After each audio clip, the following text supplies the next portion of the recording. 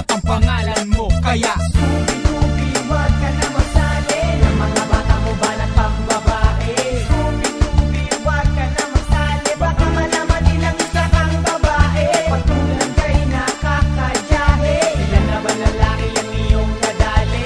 Scooby-Dooby, parang kang babae, tapos ang asawa mo mukhang lalaki.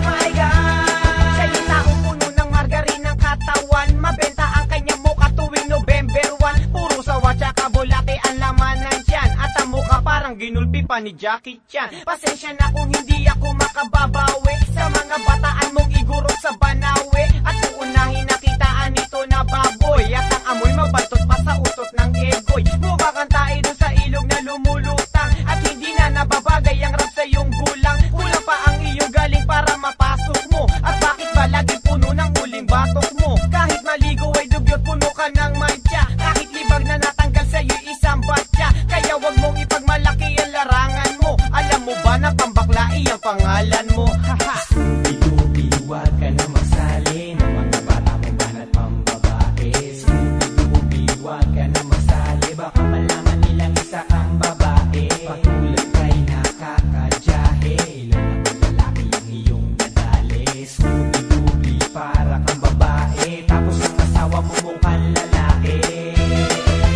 Kamukha mo! Hey Scooby! Sabi sa'yo, ang kulit mo! Makulit ka pa sa langaw! Yung pakinggan mo!